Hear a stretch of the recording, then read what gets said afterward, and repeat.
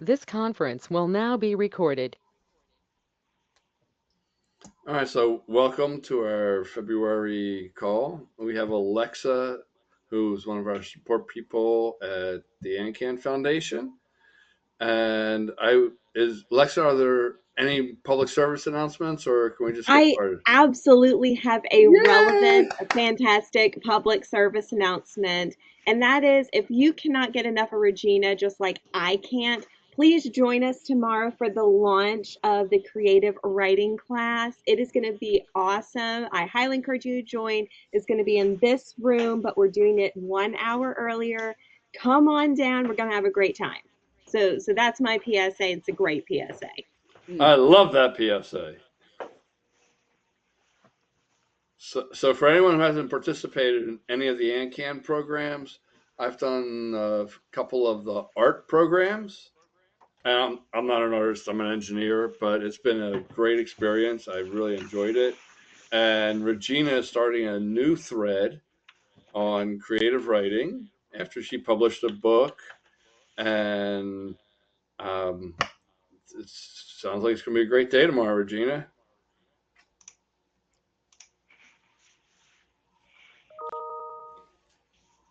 And that's Regina's book, Yes, as Regina's that's published author. Tell us about it, Regina. huh? Tell Well, us let them about it. introduce themselves first. All right, we'll get to you in a minute. All right, Jason, why don't you give us a brief, where you're from, when you found out you had sarcoidosis, where do you have it, and we have a topic later on. So when we get through the introductions, we'll come back and introduce a topic. So, floor is yours. My name is Jason Calloway. I'm from Johnson City, Tennessee, which is where I live now. 46 years old. It was probably formal diagnosis in June of 22. Okay. During the pandemic. Ooh. Yeah. Yeah. So I ended up with a swollen lymph node, rather large in my neck, a submandibular lymph node that caught my attention, and ended up having a fine needle biopsy of that lymph node, which came back as granulomas. So that started the journey for me in 22, and I landed at the Cleveland Clinic in September, October of 22 for my first visit up there. No medications at the time. I think they just wanted to monitor initially to see what was going on, see if it was active or burnout. And I think the spring of 23, they started to suggest some prednisone treatments, and I've been fortunate enough through my 46 years to not have any chronic conditions or be on any medications whatsoever.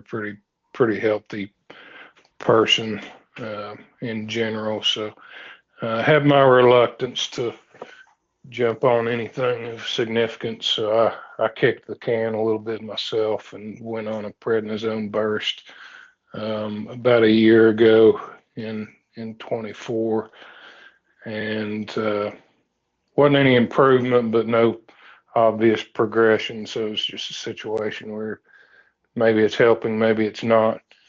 And then Where that else did they led find to it?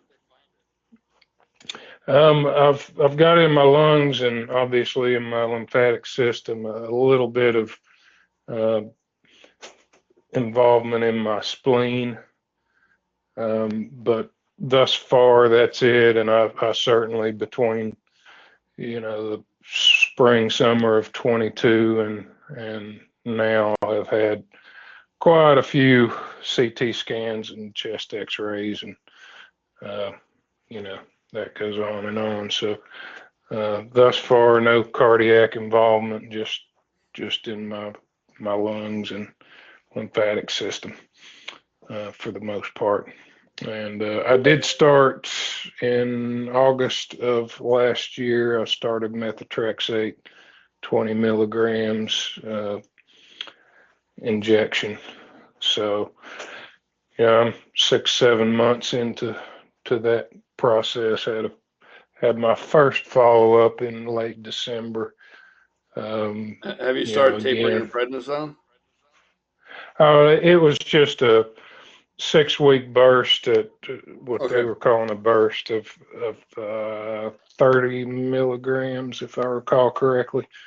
I think it's Cleveland's preference to not leave anyone on prednisone for very long. So they wanted to go through that cycle. Talk to my doctors.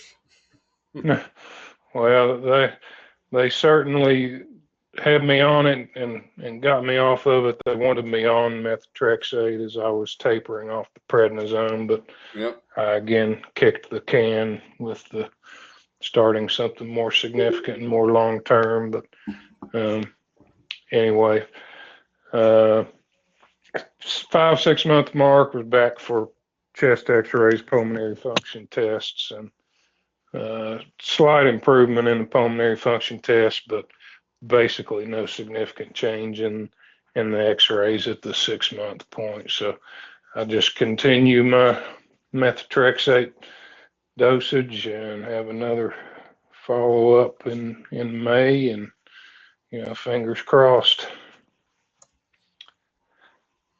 All right. So that's is it hitting or impairing any areas in quality of life? Like, you having breathing or getting upstairs or anything like that? I'll say no. I will say before the methotrexate started and before the prednisone too, the cough came on pretty hard, chest pains. I haven't noticed enough fatigue to where I can definitively make a correlation with sarcoidosis. It's just enough to where I can say, is it a bad day? Did you sleep bad? It's not been enough to where I can, say, yeah, this is definitively a just something related to sarcoidosis. I will say I've been winded some. I would say less after being on the methotrexate. I want to take too much time here, but I'll bring this up as I think it's relevant. When I had my enlarged lymph node, I mean, it was very large. You could see it from 10 feet away, probably even further than that. And before I started the prednisone, I do intermittent fasting, and something just prompted me to do a little bit more of a fast to kind of get a good baseline before I started prednisone. So I ended up doing a fast longer than I intended, but it was probably about 15 days. And that lymph node went back to its normal size through the fast. So when you say you fasted for 15 days, is that what you said? Yeah. And I've done some shorter fasts in the past, 15s. It may have been a couple of days more than that, but I've done some 5, 7, I think 10 over the years in the past. So this just, it's always been something I've done. I do intermittent fasting daily. I've done intermittent fasting probably for the last 10 years because like you, identified a correlation between keto / fasting and reduction of the inflammation in my body. Yeah, that's where I was going with it. I've never heard I've never heard of going for 15 days. That's a whole new world for me. Like I'm hoping you had medical For, supervision. probably extreme. I don't think I was during at the latter stage of the fast was one of my visits to Cleveland, but I monitor my blood sugar and do all that stuff. I'm kind of I don't know. It's just how I am. I do all that stuff normally, but as you were saying with keto, I think what that showed me, knowing that lymph node had granulomas in it. Autophagy starts up, Mm-hmm. and the body starts purging itself Well, when of you're fasting, diseased it goes cells. into maintenance mode. Yeah, absolutely. Yeah. So for that lymph node to have gone from what it was, which is significantly large, it certainly protruded beyond my jawline. Well, I'm And happy that it worked for you, and we don't endorse or recommend anybody not eating for 15 days. I'm not saying Um, that. but My the point intermittent there is fasting that, is something I could get behind, so I appreciate that. yeah, and my only point there is that I think our diets are certainly tied to inflammation to some Well, let's extent. hold that And thought, and we'll circle around back to it at the end when we have some time. I'd love to have that sure. conversation. Rebecca, how are you?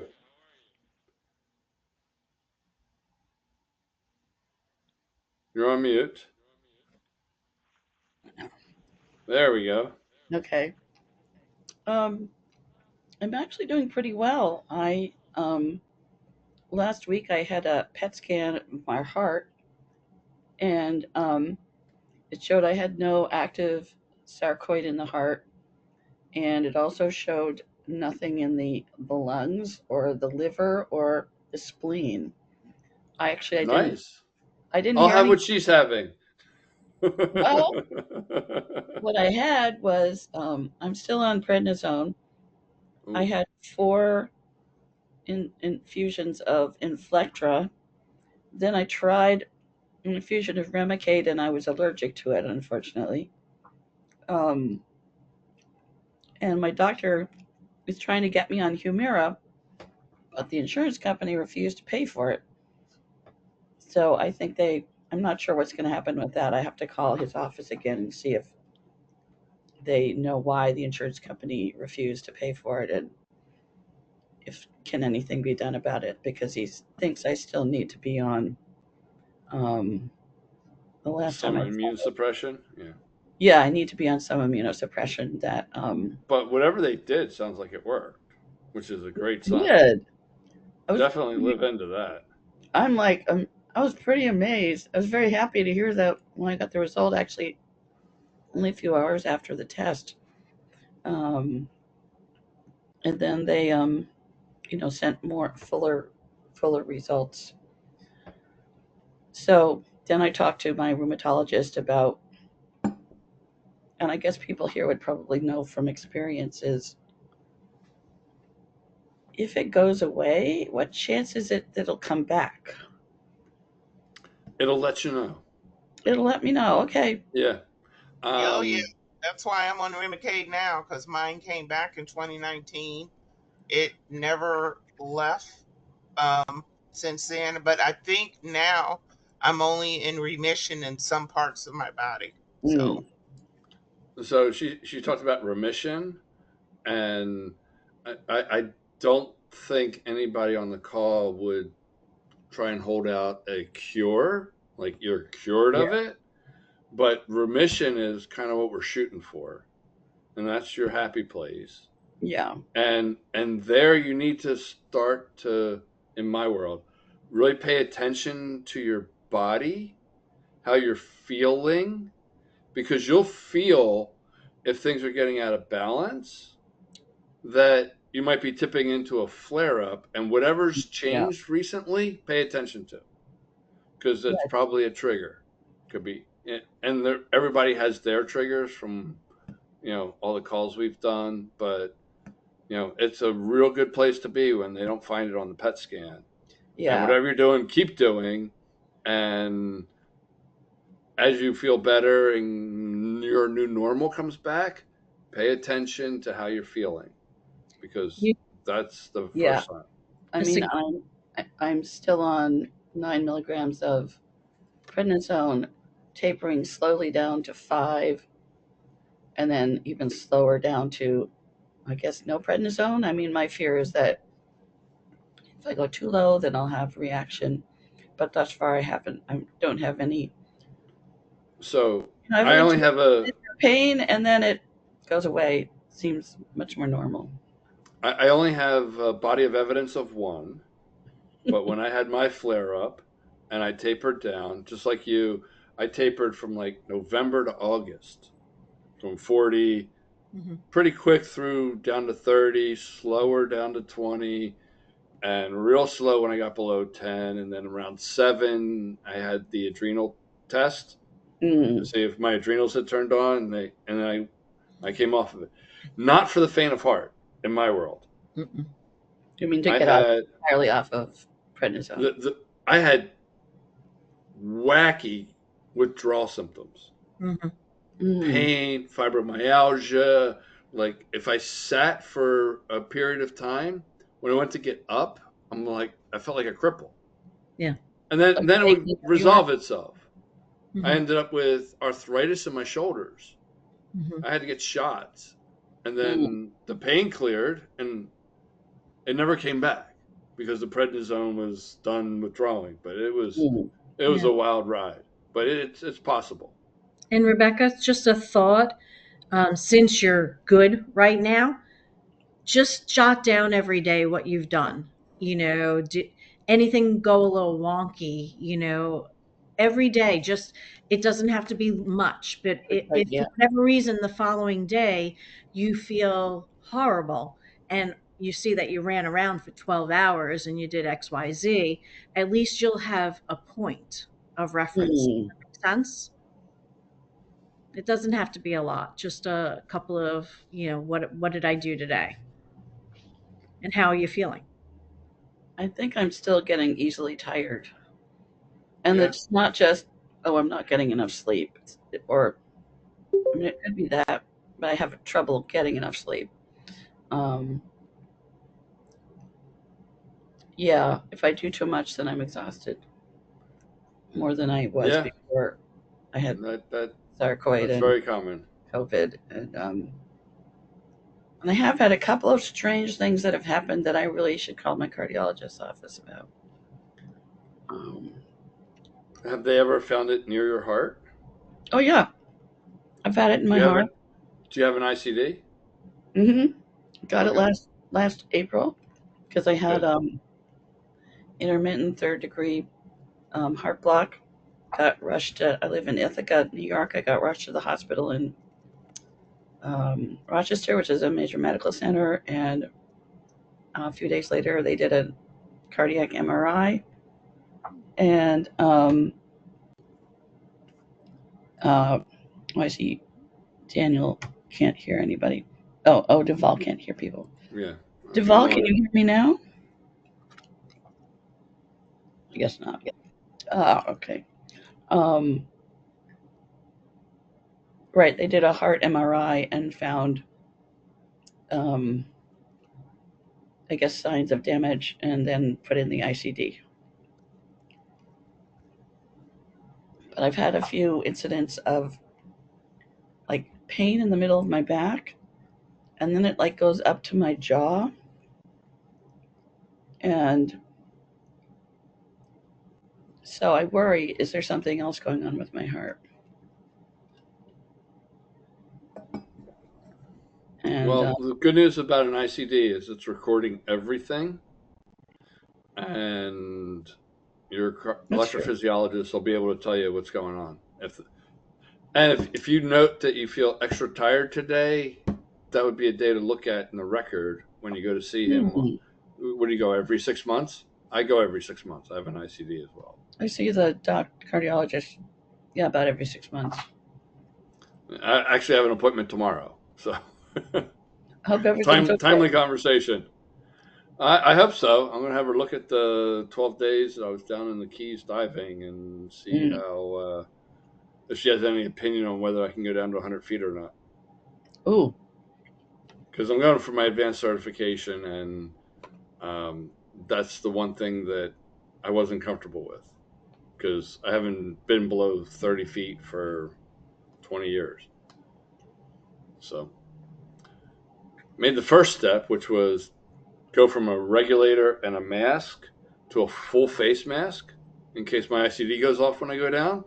Oh. I don't spit the regulator out. I'm like, that's for me. Yes. And I got to go back down to Keys and get certified on it and buy one. But all right. Let's go to Bob. Bob, how are you tonight? You're still on mute. Okay. Hey. Hello. I'm new to this group. This is my first meeting. Well,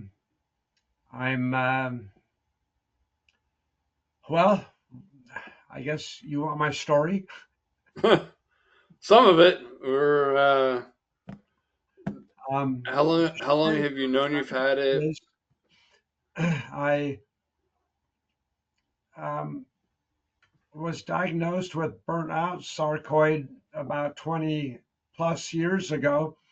Okay. Don't know exactly when I got it, but I never knew I had it, and had some chest throat x-rays, and they noticed something strange going on in my chest, and so they took more pictures of my chest and determined that it probably was sarcoid, but I mean, they were pretty sure, but and then it so I Did they tell you you're in stage 4? Which is like the burnout, the fibrosis? yeah. So the only real problem I had was, shorter breaths sometimes. I do a lot of cycling, and I noticed that I was getting more out of breath than I used to. But that stayed pretty much the same for all these years until a few years ago I had other issues, some heart issues and prostate issues and various things like that. And then about a year ago, the sarcoid cropped back up again. And so I was on, I can't pronounce the name, Dexamethasone, a steroid for, I don't know, a month or two. And that seemed to knock most of my symptoms down pretty quick. And I felt a lot better, except for a lot of the side effects that it had. And then I went on to the methotrexate, that I guess Rebecca was talking about. And so I was on that for quite a while. And now I'm off that, but I've had some coughing issues and not sure whether it's coming from my sarcoid or I have other, like I say, some other issues and some stomach issues and some acid reflux issues. And so it's kind of confusing what's causing what symptoms and where I'm at. And so I'm just trying to learn. Is it getting old, or is it about everything? Right. Figure out the right path. How is it impacting your quality of life right now? Well, it's hard to say what's causing what. So my quality of life right now is not impacted horribly. I still get on my bike and ride, and I do hiking. I just did a That's great. 5 mile hike in the mountains this morning, and I get out of breath and my legs get tired.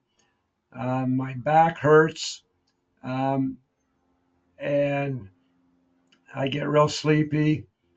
But it's nothing really serious. I have to say it's impacting my life some, but not a huge Sure. amount. All right, great. It's a good place to be. Just try and figure out what's putting the fire out and keep doing it. Whatever's driving the process, you know. Yeah, and experimenting with different things. Right now, my biggest desire is to figure out what is causing my coughing issue, and it can get pretty intense. Okay. Could you explain what burnout sarcoidosis is? I've never heard of that. So when it's flaring up, it's creating these granulomas, and wherever they show up in your body, that's how it expresses. It could be in your lungs, it could be your heart, it could be in your interstitial tissue, it could be in your central nervous system. As it progresses, the body like squeezes the granulomas and they get harder and it goes down into like a scar tissue. And that's what they call stage 4 when it gets fibrotic in your lungs. So I'm in stage 4 in my lungs, and I have a new, my last 5 years, it's progressed into my heart. So it goes around the body and through the immune system and can get active almost anywhere without. How do you know if it's progressing? I'm not an expert, but you'll feel it. Normal, my experience, what for 10 years it was similar to you, a little fatigue, a little less energy, getting out of breath, but was totally cool with the fact that I had sarcoidosis and I don't have cancer and I don't have all these other things that are affecting people, and I was just living my life.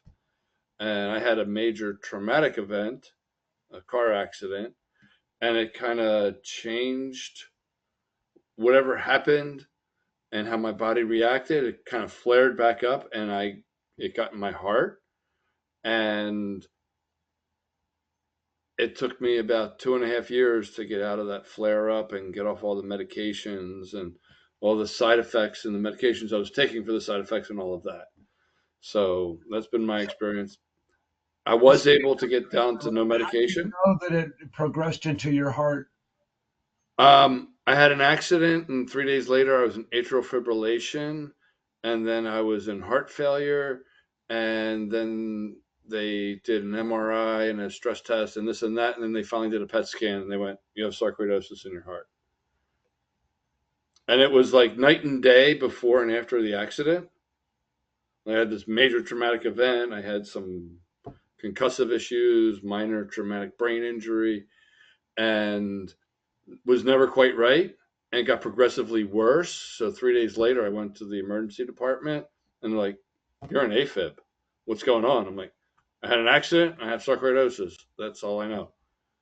And we did a bunch of tests with the cardiology team because, they were able to cardiovert me with medicine.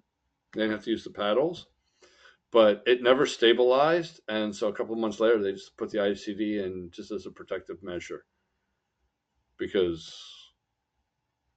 when it goes out of whack, it's life threatening. And I've had one incident since then. It was after a hurricane and whatnot, where I went out and decided I was going to play tennis that day with a really good tennis player. And not even 2 games in, I went into an arrhythmia, ventricular fibrillation, and just dropped, and it hit me.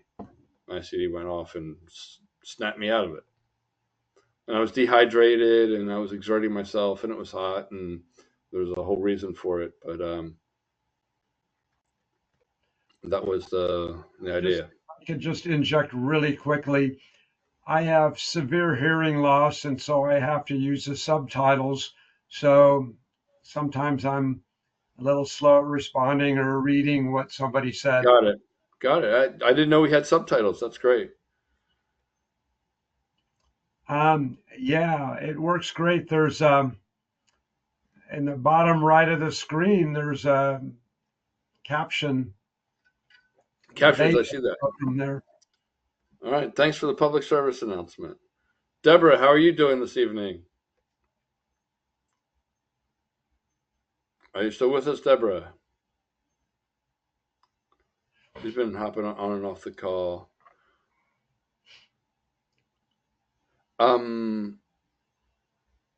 DuValle?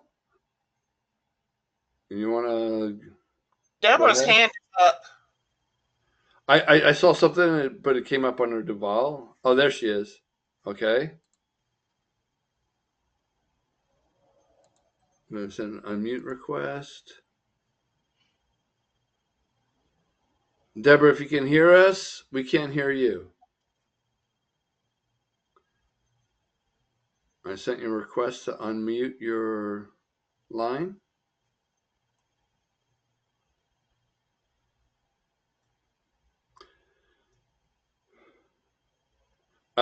Deborah, there's a text window. You can type your message if because we can't hear you right now. Oh, you're unmuted and you're gone. All right, let's go to DuValle. Is that your name? Yeah, DuValle is my name. DuValle? Okay. Yeah. Sorry I was late. I was running errands and couldn't get back in time. But so I have a question for those with pacemaker or ICD. I just saw the pacemaker specialist doctor, heart doctor, and they said everything's working fine. But I constantly feel the beating of my heart, very different than before I had it. And I wondered if any of you all feel it pretty regularly. So I have a comment there. So when your pacemaker is setting your heart rate, it's called pacing. Mm-hmm. I could feel the difference in my heartbeat Mm-hmm. between when my body was telling it to beat and when the pacemaker was telling it to beat. And when I had my device first installed, the default is 60. So if my heart tried to get below 60 beats a minute, it would pace me at 60. And I saw this on my Apple Watch. Okay. So I would talk to my electrophysiologist, and he's able to change that setting. Mm-hmm. He changed it to 50, and then he changed it to 40. Oh, wow. Yeah, that's probably what it is, because mine is constantly pacing. I'm 100% pacing on the bottom. So do you have an AV block then? Yeah. Okay. So you're pacing in the ventricle, not the atrium? That's the bottom is the ventricle, right? Yes, Yeah. correct. Because there's a block and they're not communicating. So the top isn't pacing at all, but the bottom part is. But that makes sense because I didn't before I had it feel my heart beating. And so when I talked to them, they were like, well, they shouldn't be doing that. So figured I talked to somebody. What my cardiologist told me was you can't feel that. I said, I can feel that. He says, it's below the pain threshold. I'm like, yes, it's not painful, but I can feel it. When it hits it with that electrical volt, it beats differently than when you're getting it from your AV node. I can attest to that. Yeah, I mean, I think I notice it. I'm not 100% paced, and it's I think around 10% paced in the atrium, because I'm also 60 beats per minute is my lower level. I notice it most when I'm getting up in the morning, because and I get paced at night, and it doesn't wake me up, but I notice it. That's probably your heart rate trying to drop below 60. Yeah, it's trying to drop below 60, and then it can't, and then it gets paced, and I see it on my Fitbit. Yep. And Yeah, and before I had the pacemaker, my heart would at night it could get down to like 55 or something, and then as soon as I got the pacemaker, it was up beyond that. And so I sometimes, yeah, I do notice it sometimes beating. Okay. So I'm not All right. surprised. So Deborah went and logged off and logged back on. Deborah, are you able to unmute yourself? And Can you there we hear go. me? I can hear you now. Oh, Hello? thank you, Hello? thank you. Um, I'm a non-alive. I've been on several other sarcoidosis calls. I'm a 9/11 survivor.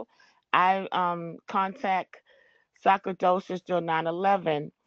Um, I belong to I'm in New York State, New York City, and I'm being tested to see if I have sarcoidosis of the skin. I have it of the lungs. I'm not on no prednisone, but I take Brio every single day. But I get tested like 4 times a year because during the 9/11 they monitor me more than my regular doctor does. But now I have it of the skin, and it's very very painful. So I'm getting tested for that. My one of my lungs, they shrunk the lymph nodes in my lungs is okay, but now it expands to my skin. So were you saying you have it as a result of 9/11 and the terrorist attack? Is that correct? Yes, yes, Okay. Mhm. yes. There's a lot of 9/11 Sure. people, especially I- firefighters. They could see from the back of the X-rays. They get X-rays continually. So, Deborah, I also have skin sarcoidosis. I also have oral sarcoidosis. So keep going on the testing. There is a cream that can help with that once you get fully diagnosed. Yes, because I had a skin graft yesterday, which was very painful. They had to take a piece of skin, and it Yep. was very, very painful to take that skin. I had to get one stitch, Hmm. and they put me on the prednisone doesn't it help. The prednisone helps for a little while, Hmm. but then when I get off the prednisone, it comes back. Correct. Hmm. No, I understand. And So, now, since Yeah. I've been in prednisone, it affected my walking skills. They said I mm, have something due to the prednisone, so it affected my walking now. mm, So were they talking about like your muscles, where your muscles got weak? Yes, in my foot. Yes. Yep. Yeah, I had the same thing with prednisone. I lost all my beautiful calves and thighs from biking, and it was just all gone when I was on prednisone. But yep. you know what? I'm thankful to be alive. I'm not complaining. It could be a billion times worse. Could be. Absolutely. And gratitude is a good practice to have. It's good for your soul. All right, so I'm going to Kathleen. She's asking what's the name of the cream. Oh, I'll send it to her. Okay. Okay. All right. Um, where But are we I going can. with that? Are you going to go to someone else? If there's anyone who's new on the call tonight, if you put your email in the chat window, Alexa will send you a reminder email the day before the call every month. When should I remind you? Not you, Alexa. Sorry, I thought I heard my name. Oh, Somebody has an Alexa in their house. that's too funny. Oh, she's here. See, I say Alexa as she wakes up. Just like the technology one. Yes. Yeah. And just in case anyone got on the call late, Regina is hosting a writing workshops class tomorrow. Group. We're going to be doing it Group. regularly, so it's a group. And that'll be once a month. Is that right? That is correct. Nice. And it's the second Thursday of each month, starting tomorrow at 6 p.m. Eastern. All right. Does anyone have any questions for the experienced moderator team tonight? You didn't even introduce the moderator team. I did not. You are correct. Did I was not. going around. We had some good conversations. Regina, why Yeah. don't you tell us what's going on? This conference will now be recorded. Thank you. Okay, Regina, the floor is yours. Okay, I am one of the moderators. I am Regina. I have been diagnosed with sarcoid for 30 years now. I am a thriver. I get myself in all kinds of troubles. So one of the troubles it's a good trouble though, is I will be hosting a writing group tomorrow, as everybody have said. This is my book. If anybody wants to know, it is called To Hell with Sarcoidosis, Poetic Justice, Journaling My Inner Thoughts. And it is a journal workbook, but we'll talk more about that tomorrow. I have sarcoid of my lungs. That's where they initially found it, but it had, and as years went by, it creeped over into my skin. It is now in my joints. I have neural sarc, so I am considered one of those chronic people. And thank God I have amazing doctors now, so I am happy about that. But my topic today is I wanted to talk about brain fog, or what they call, I've been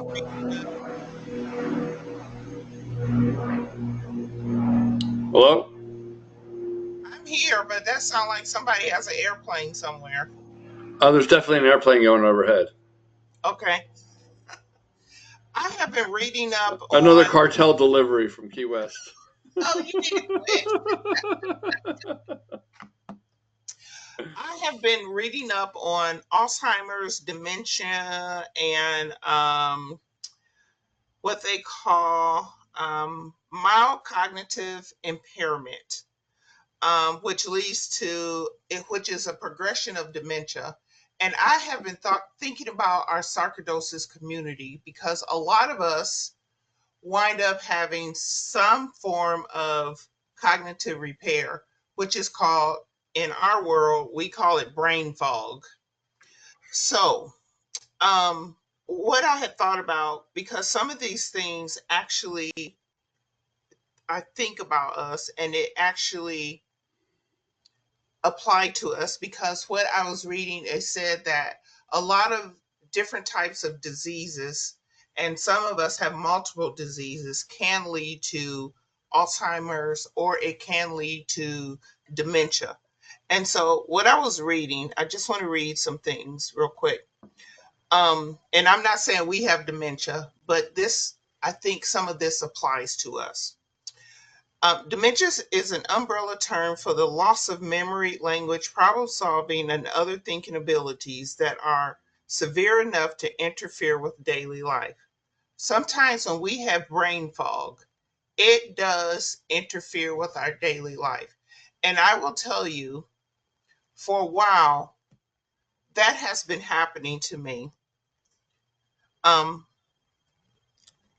it also goes on to say that dementia is not a single disease. It is an overall term to describe a collection of symptoms that may be experienced when living with a variety of diseases, which can be included is Alzheimer's disease.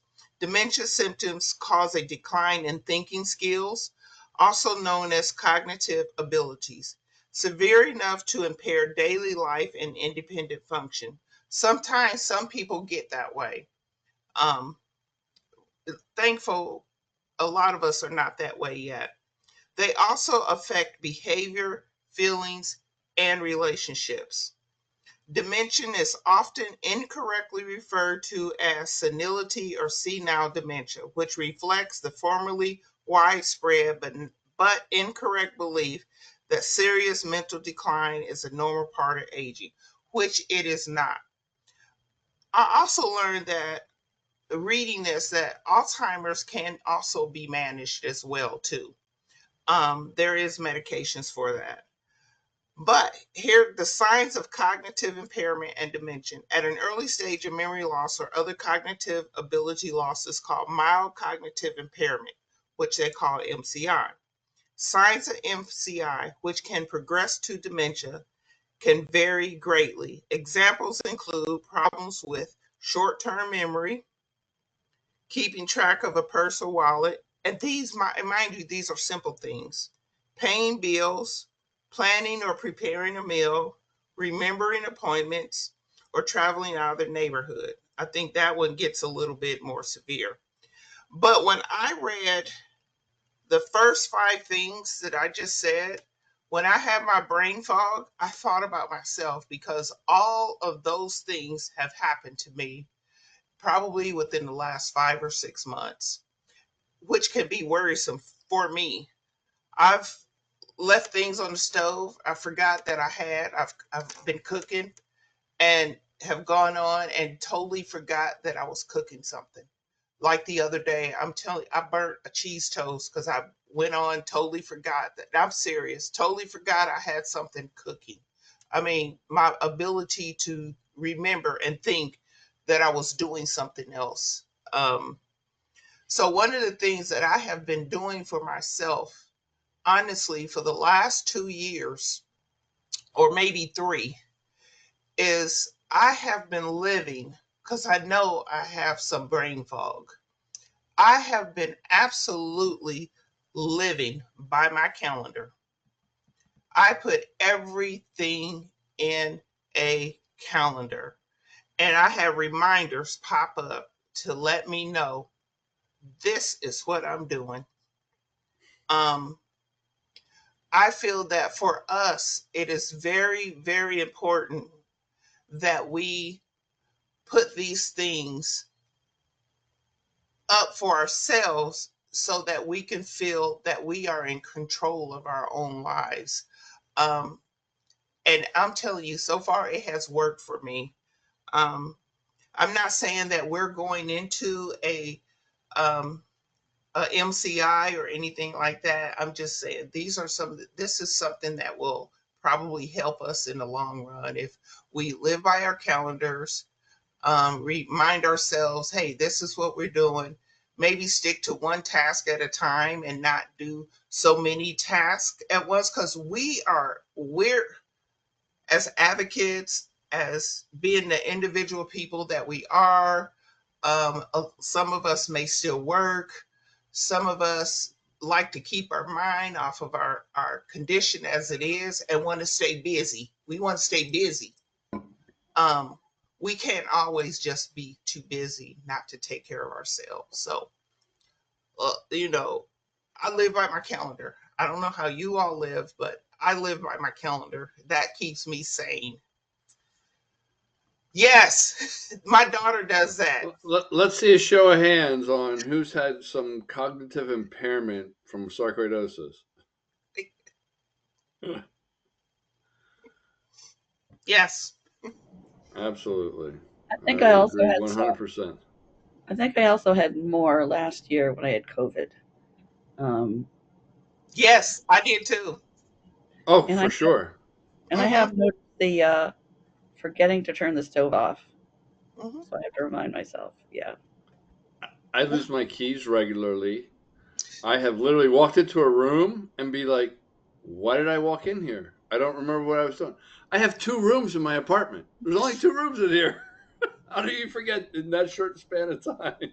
It's wild. I'm telling you,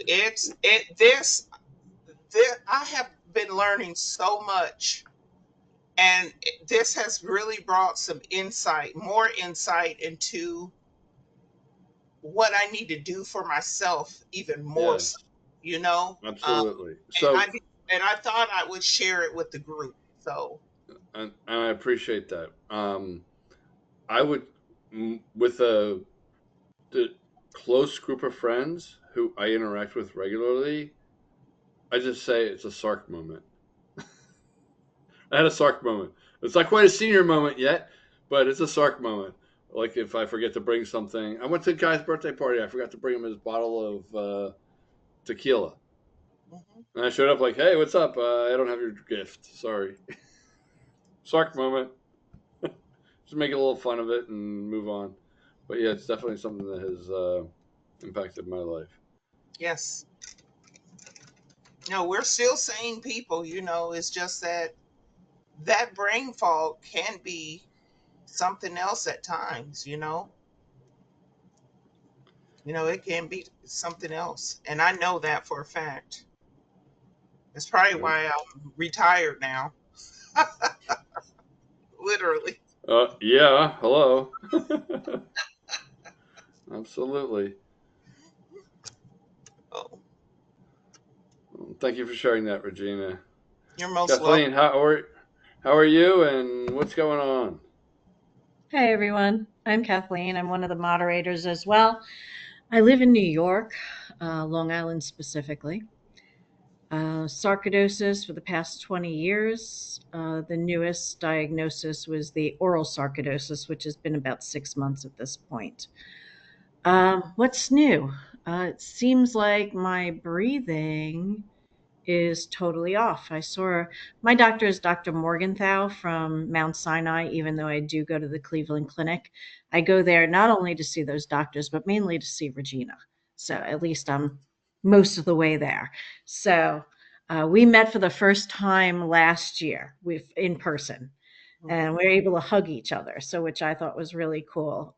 So usually, anytime I go traveling, except for the short trip, sorry, Kevin, I usually put it up on my Facebook page. Hey, I'm going to XYZ. Anybody else going to be around in that area? Because I enjoy meeting other people with sarcoidosis. I when I was first diagnosed, I felt like I was alone. But anyway, Dr. Morgenthau, who is very bland, he comes in like this, comes into the room. He goes, "What the hell did you do?" So I was like, I have no idea what you're talking about.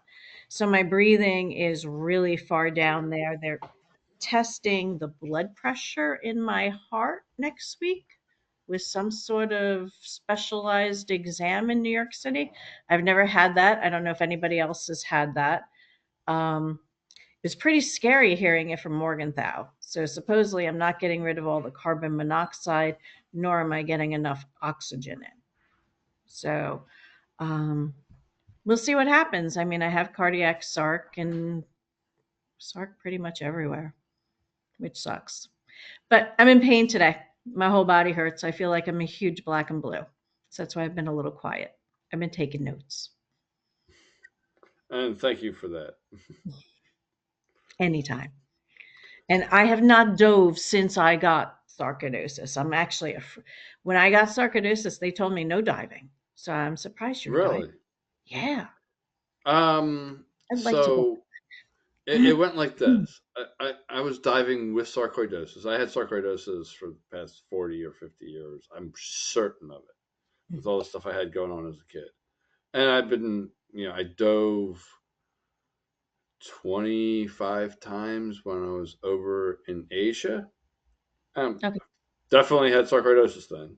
Hmm. Not diagnosed, not symptomatic, just a little short of breath for, corporate, out of shape, getting old, blah, blah, blah. And yeah, I went down with a couple of friends to the Keys to introduce them to scuba diving and get me on a dive boat. They didn't make it through the intro course. They couldn't go down and deal and whatever. But I got a chance to go diving, and I just stayed and started studying for my advanced course. Very nice. Tomorrow, I see my electrophysiologist, and I talk to her about the last 12 days. Mm-hmm. Those 12 days, can you look at the record and see if there's anything that sticks out to you as something that I should not continue? Other than that, please sign this medical release waiver. Good. I keep my fingers crossed for you. Thank you. You're welcome.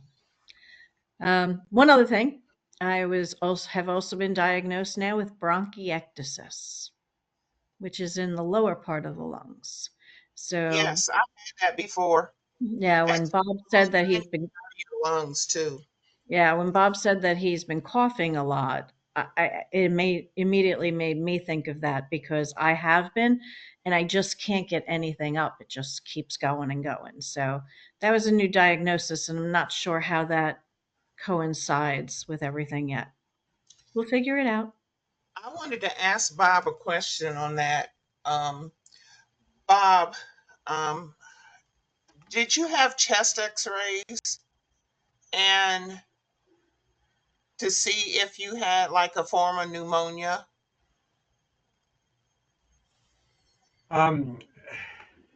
I was unmuting myself, and I missed part of that. Did I have chest X-rays and what?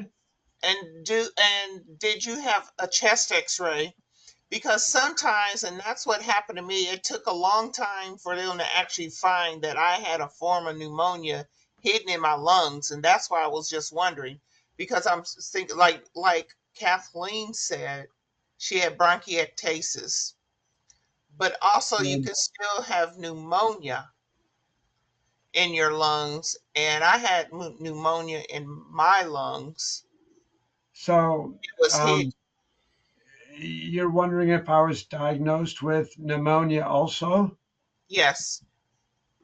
Um, well, no, other than, oh, 2.5 years ago, I went on a trip and I got sick and I came back with pneumonia, spent a night in the hospital, but then it went away pretty quickly. And it, nobody, none of the doctors have ever talked about it having any connection.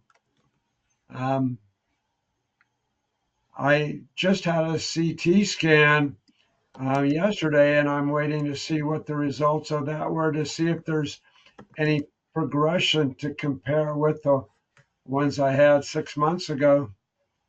Okay. Okay. But this cough is, I don't know. I go back and forth because oftentimes I think there's something going on in my throat and my, um,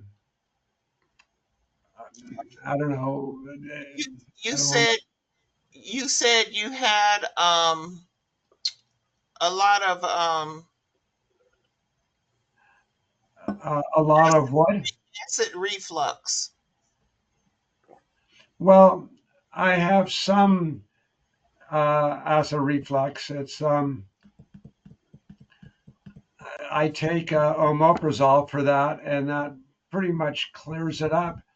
And that was this chronic cough that I've had for 20 or 30 years. Um, the doctors thought, well, it was from acid reflux and take the omeprazole, and it helps, but it never goes away. And then a year or two ago, we started connecting the dots of, well, I've had that cough since I first discovered the burnt out sarcoid. So maybe there's a connection there. And I've been trying different medications for that. Right now, I'm taking an inhaler, um, and that seems to change the cough a little bit, but it's still there.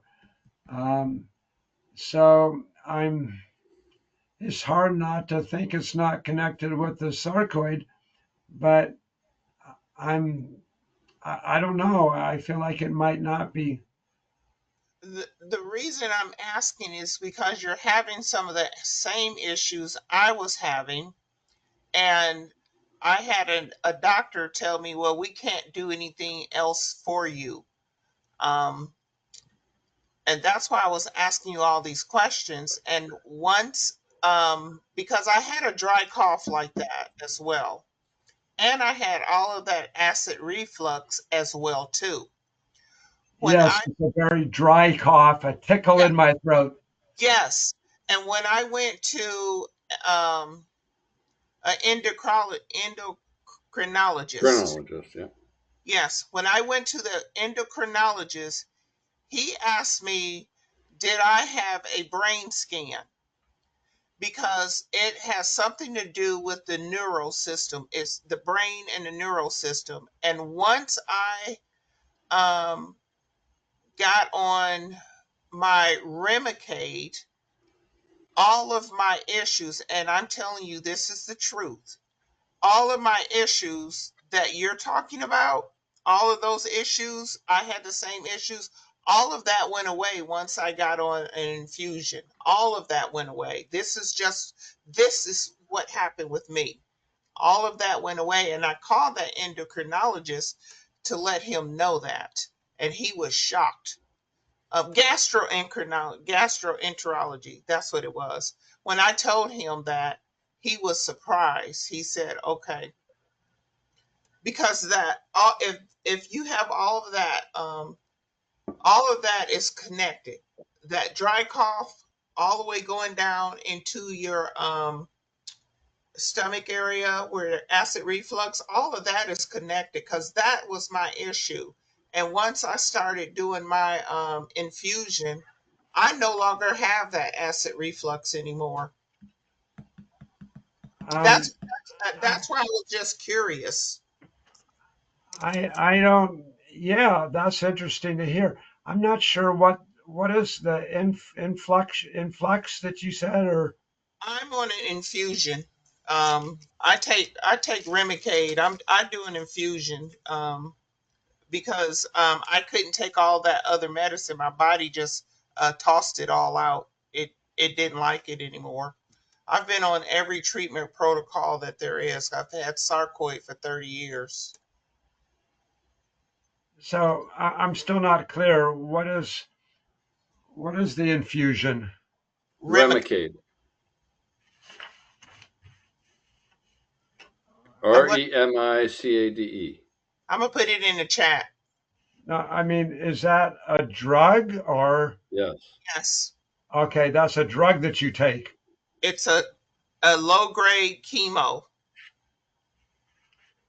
Okay, and what was the kind of doctor that you saw that did the brain scan? I had an endocrinologist. I went to an ear, nose, and throat doctor to get that brain scan done because I had other issues that I had going on as well too. I went to an ENT. Okay. Well, that's interesting. I've been considering getting a referral to an ENT, and so that's really interesting to hear what you have to say about that. Thank you. Something to consider. Thanks. Yep. Yes. Anyone have any questions they'd like to ask before we close this out? Yes, somebody just referred a minute ago that they would put that in the notes. Can somebody tell me about the notes? Are they available to us? The chat window. Did you get up there, Kathleen? I got it. No. So, Bob, look on the top right corner. You see it has a 9, and then it has a chat next to that. So you would actually click on that. And Regina said she was going to put it in the chat. Yeah. So when I click people and signal with a 9, there's nope, next to the 9. Yeah, to the right. It looks like 2 boxes. Oh, the chat. Yes. Yeah. Oh. So Kevin put in the spelling of the Remicade. Okay, can I save that chat? You can copy it, or you can watch the recorded video when it gets posted to YouTube. But that's only in a specific group, right, Kathleen? Yes, it's only for this specific group and Ancan. Okay. So on YouTube, there's a online national sarcoidosis support group that you can join. And if you're a member of that, you can watch these videos anytime. Yes. You can go back to previous sessions and see what we talked about. Watch the amazing conversations going on. So, how do we access that? It's a Facebook group. Oh, okay. It's the online national sarcoidosis support group. And if you want the Ancan email to come to you so you know when the next meeting is, make sure you put your email in the chat, inside the chat, so that you get a newsletter come to your email. Yeah, and our next meeting will be on March 12th. Second Wednesday of every month. Right, so you'll get an 7 p.m.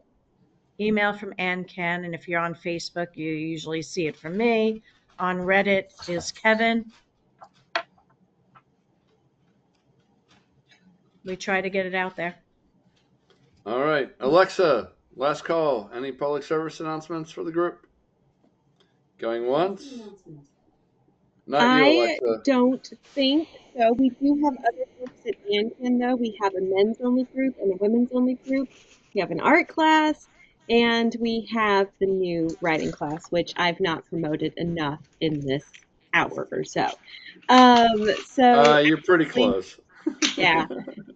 So feel free to come to our other groups. If you need some more support till the meantime, feel free to stop by Men or Women Speaking Freely or our art class or things like that. Alexa, Kevin, this is Alexa. Hi, Jason. This is Jason, Kevin. I sent you my email address whenever it's convenient for you. I put it in there. To talk about diving a little bit. All right, sounds good. I'll let you know what my electrophysiologist says tomorrow. Sounds great. Hope it goes well. Me too. Can't wait to hear about it. Well, I'm waiting on the pictures, or I would have been showing the slides on the call tonight. Okay. Next month. Next month. Stay tuned. All right, everyone. We'll see you next month. Bye.